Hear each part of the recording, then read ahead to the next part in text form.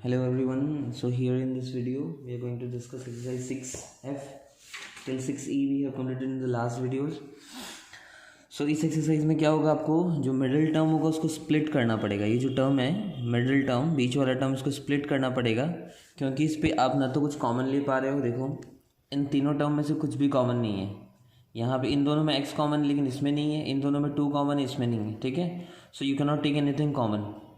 बाद में आप इसमें फॉर्मूला नहीं लगा सकते. जैसे देखो इसको अगर मैं एक्स होल स्क्वायर लिखता हूँ सो इधर बी स्क्वायर की जगह पे पहले तो माइनस है. फर्स्ट थिंग यहाँ पे माइनस है. सेकेंड थिंग 8 जो है not a perfect square number है.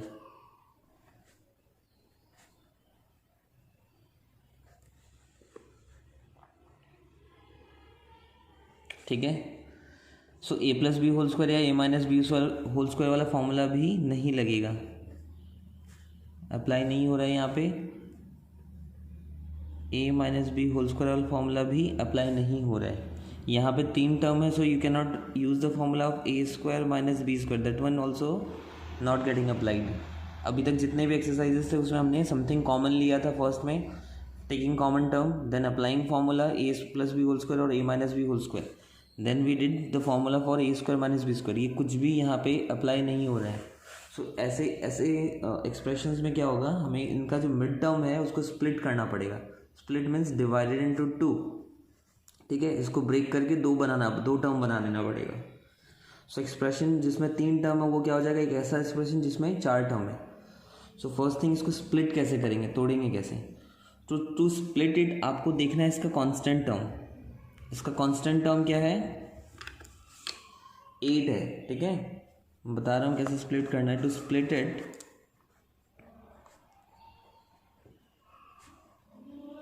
To split the middle term,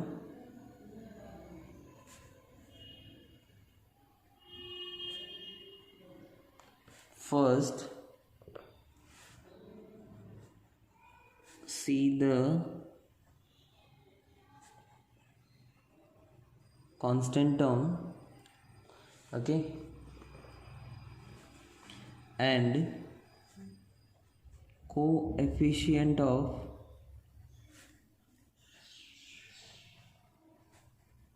the term with degree 2. मतलब आपको इसका कांस्टेंट टर्म देखना है और इस एक्स स्क्वायर या फिर ए स्क्वायर कुछ भी रहेगा यहाँ पे पहला टर्म में जिसका डिग्री 2 रहेगा, पावर 2 रहेगा, उसका कोफिशिएंट देखना है. ठीक है, to split the middle term first see the constant term and the coefficient of the term with degree 2. मतलब पहले वाले टर्म का डिग्री 2 रहेगा यूजुअली. ठीक है, उसका कोफिशिएंट देखना है. यहाँ पे कोफिशिएंट 1 है. सो नाउ उन दोनों को मल्टीप्लाई करना है. ठीक है, डिग्री 2 एंड मल्टीप्लाई देम, उन दोनों को मल्टीप्लाई कर दो. जैसे इस एग्जांपल में कांस्टेंट टर्म 8 है, कोफिशिएंट ऑफ एक्स स्क्वायर 1 है. एक्स स्क्वायर की डिग्री 1, एक्स स्क्वायर यहाँ पे जो ये टर्म है इसकी डिग्री 2 है. सो इसका कोफिशिएंट 1 इंटू 8 इज 8. अब इस 8 के फैक्टर्स को देखो. 8 के फैक्टर 1 के टेबल में 8 टाइम्स, 2 के टेबल में 4 टाइम. अभी आप इसको स्प्लिट कैसे करोगे, कांस्टेंट टर्म के पहले माइनस है, सो फैक्टर्स को माइनस करके आपको 2 लाना है. समझ में आया, इस 8 के फैक्टर को माइनस करना है और माइनस करने के बाद डिफरेंस कितना आना चाहिए, 2. हम माइनस क्यों कर रहे हैं, क्योंकि कांस्टेंट टर्म के पहले माइनस है. अगर कांस्टेंट टर्म के पहले प्लस होता तो हमें प्लस करके 2 लाना होता. बस इतना ही आप लोगों को समझना है. सबसे पहले आपको कांस्टेंट टर्म देखना है, कोफिशिएंट ऑफ एक्स स्क्वायर, उन दोनों को मल्टीप्लाई करो. मल्टीप्लाई करके जो प्रोडक्ट मिलेगा उसके फैक्टर्स को देखो. फैक्टर को या तो प्लस करके या माइनस करके इसका कोफिशिएंट लाना है आपको. वो अब कौन डिसाइड करेगा, प्लस करना माइनस करना, कांस्टेंट टर्म के पहले वाला साइन. यहाँ पे कांस्टेंट टर्म के पहले माइनस है, so we are going to subtract the factor to get 2. So यहाँ देखो 4 - 2 अगर मैं करता हूँ तो मेरे को कितना मिलेगा, 2. So I am going to take this 2 factors. ठीक है, अभी देखो कैसे स्प्लिट होगा. अब हो गया. अगर आपको ये चीज़ समझ में आ गई तो स्प्लिटिंग द मिडिल टर्म भी समझ में आ गया आपको. सो मैं सॉल्विंग स्टार्ट करता हूँ. हमें एक्सप्रेशन दिया हुआ था x square plus 2x minus 8 which implies x square. अभी मैं 2 को क्या लिख सकता हूँ, 4 - 2 into x minus 8. Okay, this 2 has been broken into 4 - 2. So now this 4 into x is 4x, 2 into x is 2x। 4 के आगे positive plus plus plus plus minus minus, ठीक है, समझ में आया। अब आप वापस 4x माइनस 2x करके 2x मत लिख देना, वापस वही एक्सप्रेशन बन जाएगा, मतलब ही नहीं रहेगा फिर, नहीं तो, ठीक है। अब हमें इन दोनों टर्म में कुछ कॉमन लेना है। क्या कॉमन ले पा रहे हो? x plus 4। इन दोनों टर्म में क्या कॉमन ले पाओगे? माइनस दोनों में है, माइनस कॉमन लिए, -2 x प्लस 4। हमेशा ध्यान देना, इन दोनों टर्म में जो कॉमन आएगा और इन दोनों टर्म में जो कॉमन आएगा वो सेम होगा, ठीक है ना। पहले दोनों टर्म से जो कॉमन लोगे और लास्ट दोनों टर्म से जो कॉमन लोगे वो हमेशा सेम होगा। सो x प्लस 4 दोनों में कॉमन सेम आया, x प्लस 4 अल्टीमेटली कॉमन आ गया। पहले टर्म में बचा x, दूसरे टर्म में बचा 2। देखो यहाँ से तो आप कॉमन लेना सीखे ही थे पहले एक्सरसाइज में, 6a 6b में, वही किए हम लोग। खाली मेन चीज़ जो है स्प्लिटिंग द मिडिल टर्म ये करना है, सेकंड टर्म को ब्रेक करके दो टर्म में बना देना, ठीक है।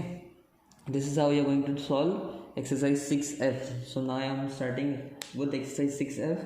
मैं इस वीडियो में क्वेश्चन नंबर 1 से लेके क्वेश्चन नंबर 14 तक करूँगा, ठीक है, सो दैट आप लोगों को ईजी रहे करने में, घर पे भी आप लोगों को टाइम मिले, ईजिली अच्छे से कर सको आप लोग, ठीक है। देखते हैं एक्सरसाइज 6f कैसे होगा।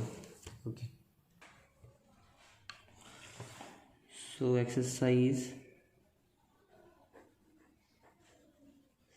6f का नंबर 1 है a² plus 5a plus 6।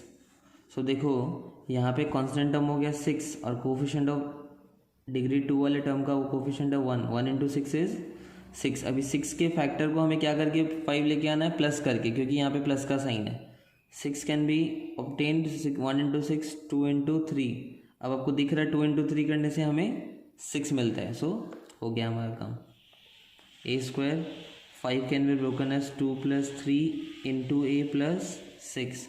So अभी देखो हमारे जो 3 टर्म थे वो 4 टर्म बन जाएंगे, a² plus 2a plus 3a plus 6। इन दोनों में क्या कॉमन लेंगे? a कॉमन लेंगे, a प्लस 2। इन दोनों में क्या कॉमन ले सकते हैं? 3, a प्लस 2। सो अल्टीमेटली हमें मिल गया a plus 2 into a plus 3। I hope समझ में आ रहा है, इतना डिफिकल्ट भी नहीं है, ठीक है। बस इतना ध्यान रखना जहाँ पे कुछ भी अप्लाई नहीं हो रहा फॉर्मूला कॉमन, तो वहाँ पे हमें मिडिल टर्म स्प्लिट लगाना है।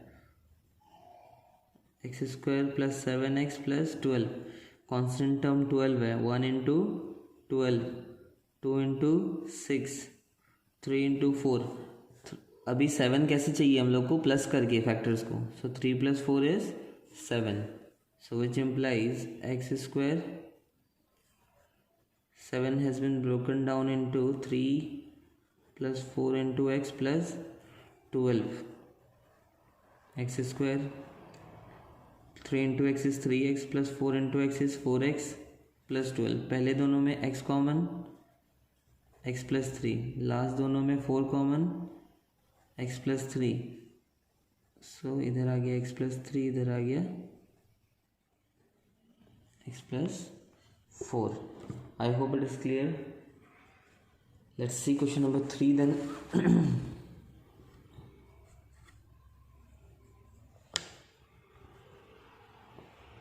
क्वेश्चन नंबर 3 में है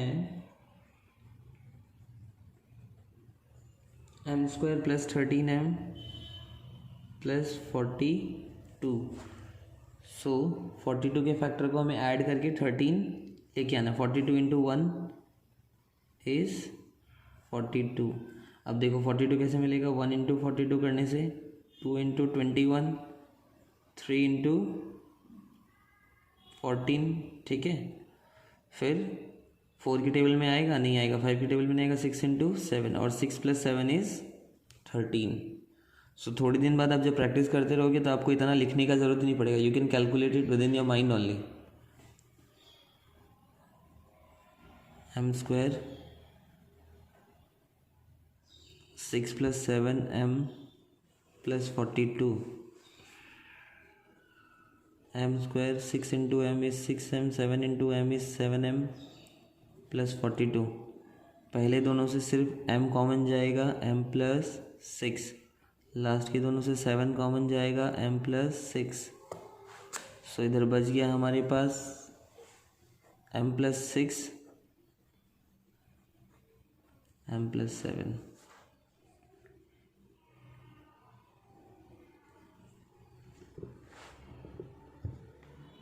फोर नंबर जो है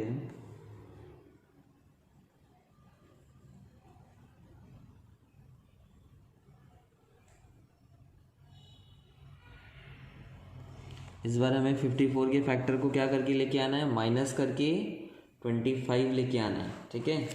और मैं I can calculate it with in mind कि 54 2 इंटू 27 करने से 54 आएगा, 27 माइनस 2 इज़ 25, ठीक है। 54 1 इंटू 54, ठीक है, 2 इंटू 27 एंड 27 माइनस 2 करने से क्या आ जाएगा, 25 आ जाएगा। So will write 27 minus 2 into A minus 54, इधर आ गया हमारा 27 into A is 27a, 2 into A is 2a, minus plus minus, जब माइनस का साइन रहेगा तो थोड़ा सा साइन चेक कर लेना, मिस्टेक होने के चांसेस रहते हैं। And here from this 2 you can take a common, a plus 27, from the last 2 you can take -2 common, minus दोनों में माइनस कॉमन चले गया, इधर बचा a, इधर बचा प्लस 27, देखो माइनस कॉमन चलेगा तो प्लस बचेगा, दोनों टर्म में a प्लस 27 एक्सप्रेशन कॉमन है, इधर आ गया a-2। सो आई होप समझ में आ रहा है, इतना भी डिफिकल्ट नहीं है। So now let us see question number 5। Question number 5 is t² plus 9t minus 36। So अभी इन फैक्टर्स को हमें क्या करके लेके आना है, 36 के फैक्टर्स को माइनस करके 9 लेके आना है। सो 36 into 1 constant term into coefficient of x square, ठीक है ना। सो 36 इंटू 1 इज 36। अब 36 के फैक्टर 1 के टेबल में 36 टाइम्स, 2 के टेबल में 18 टाइम्स, 3 के टेबल में 12 टाइम्स। अभी देखो 12 माइनस 3 अगर मैं करता हूँ तो मेरे को 9 मिल जाएगा। So I have to go with this one.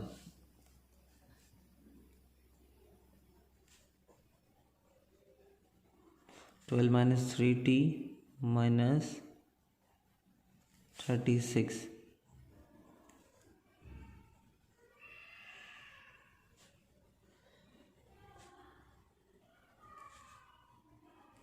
ठीक है।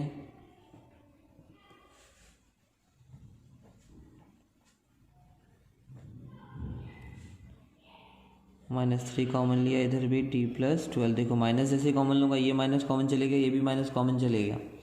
सो 12 into plus sign t plus 12 minus into t minus 3।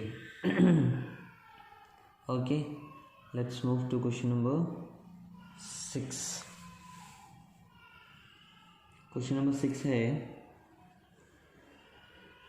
a² plus 5a minus 50। अभी देखो 50 कैसे आता है, 10 इंटू 5 एंड 10 माइनस 5 करने से 5 मिल जाएगा, डायरेक्टली कैलकुलेशन हो गया, ठीक है ना। किसी को दिक्कत होता है तो 50 constant term into coefficient of a² is 50, 1 into 50, 2 into 25, 3 के टेबल में आएगा नहीं, 4 के टेबल में नहीं आएगा, 5 के टेबल में 5 इंटू 10 50 एंड 10 माइनस 5 इज 5।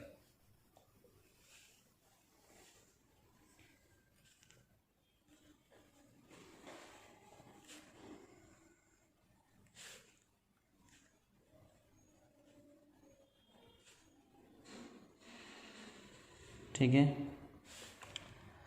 सो इन दोनों में कॉमन आ गया हमारा a, इधर बचेगा a प्लस 10, इन दोनों में कॉमन आ गया -5, इधर बचेगा a plus 10। So ultimately a plus 10 common आया और इधर बच गया a और इधर बच गया 5। सो 2 फैक्टर्स मिल गया हमें, ठीक है। Now let us see question number 7। Question number 7 is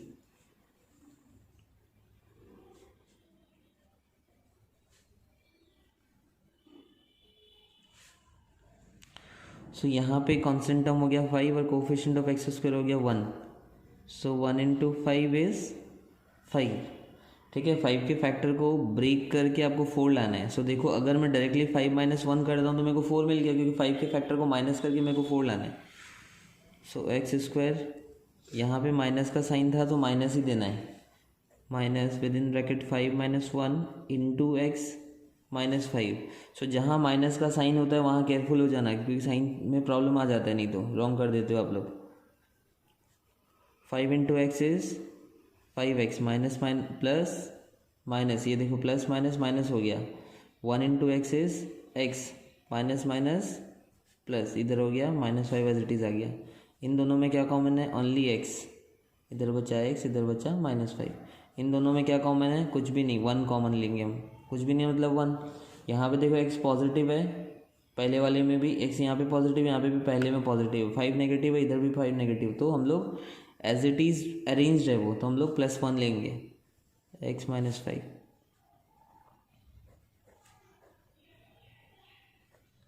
ठीक है, let's see question number 8। Question number 8 जो है, y² - 10y + 16। सो इधर हो गया y² 16 के फैक्टर को हमें ऐड करके लेके आना है 10। सो 16 coefficient of y² is 1 only 16। 2 के टेबल में 8 टाइम्स एंड 2 + 8 करने से मेरे को मिलता है 10। सो जो चाहिए मिल गया मेरे को। So it will be splitted into 8 + 2 और 2 + 8, इट्स योर विश। मैं इस बार 8 + 2 लिख दिया। Okay, 8 into y is 8y plus minus minus, 2 into y is 2y plus minus minus plus 16। इधर हम लोग दोनों में से कॉमन ले लिए y -8, इधर इन यहाँ पे हम लोग ले लिए common -2 y -8। Ultimately y -8 common आया, इधर आ गया y -2। So this is how question number 8 will be solve.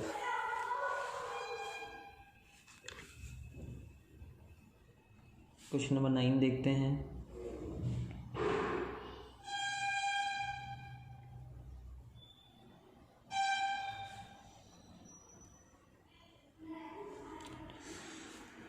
One into 24 constant term into coefficient of x² is 24। 24 के फैक्टर को माइनस करके हमें क्या लेके आना है? 2।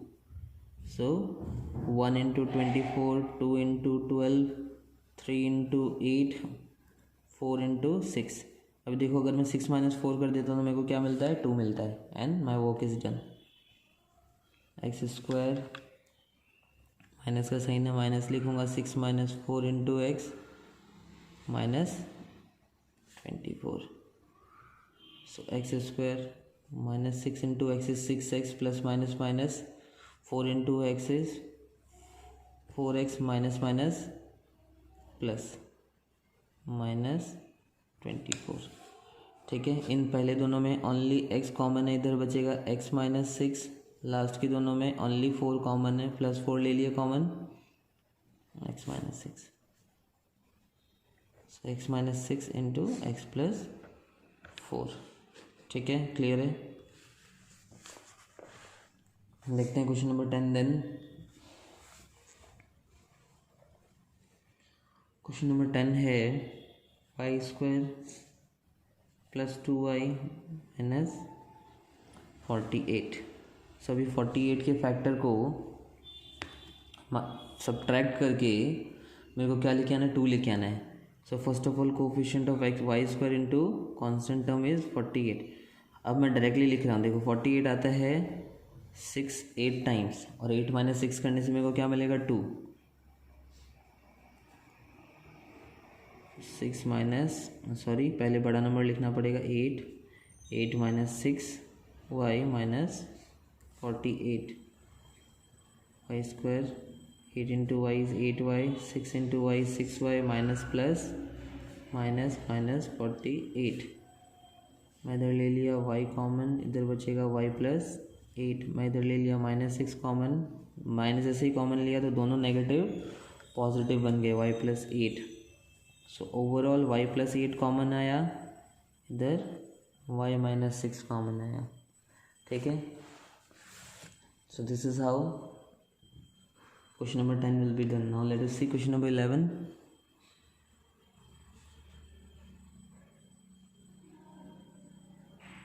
N square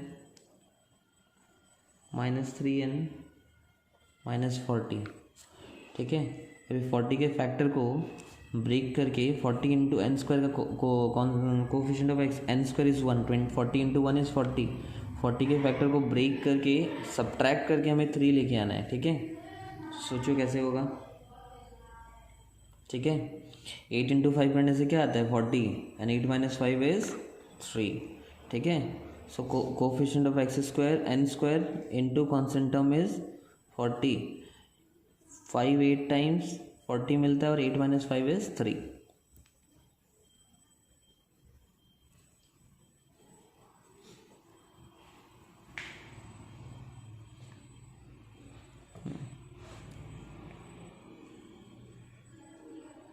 eight into n is 8n plus minus minus minus minus will make it plus 5n minus 40।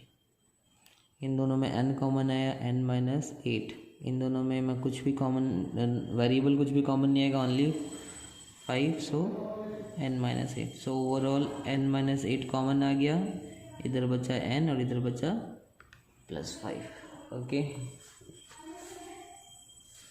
Let's see question number 7 then, not 7 sorry, question number 12। Question number 12 जो है वो है वाई स्क्वायर -11y प्लस 24। अब 11 के 24 coefficient of y square into 24 constant term is 24 के factor को add करके 11 लेके आना है। 3 इंटू 8 करने से 24 आता है, 3 + 8 इज 20 और 3 + 8 is 11, so that's how we will be doing it।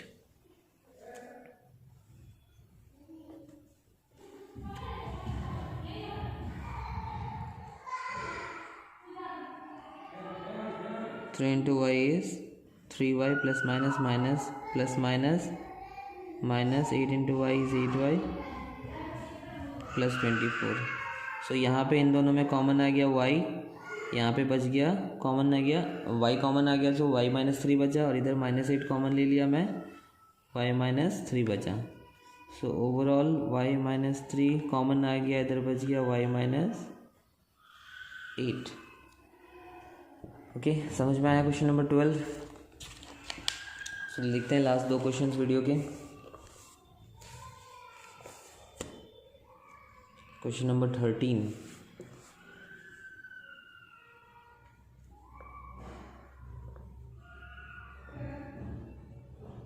Question number 13 is 48 plus 22x minus x square. So देखो x स्क्वायर यहाँ पे नेगेटिव है, सो जब भी x स्क्वायर नेगेटिव होगा आप क्या करना, जो डिग्री 2 वाला टर्म अगर होगा नेगेटिव होगा तो माइनस कॉमन ले लेना, ठीक है। सब पॉजिटिव हो जाए और सब उल्टा साइन चेंज हो जाएगा। एक्स स्क्वायर नेगेटिव था पॉजिटिव बन गया, 22x पॉजिटिव था नेगेटिव बन गया, 48 पॉजिटिव था नेगेटिव हो गया। हमें ये पहला टर्म हमेशा पॉजिटिव चाहिए होता है, ठीक है ना। एक्स स्क्वायर वाला टर्म या फिर डिग्री 2 वाला टर्म को हम लोग पॉजिटिव रखते हैं ताकि साइन में प्रॉब्लम नहीं है हम लोग को सॉल्व करते टाइम, ठीक है। सो माइनस कॉमन आ गया, सो अभी हमें स्प्लिट करना है। 48 इंटू 1 इज़ 48, 48 के फैक्टर को सब्ट्रैक्ट करके हमें क्या लेके आना है 22। 2 इंटू 24 करने से आता है 48, ठीक है। मैं डायरेक्टली लिख रहा हूँ यहाँ पे, अब आप लोग भी कैलकुलेट कर सकोगे, बहुत सारे सम्स हमने कर लिए हैं।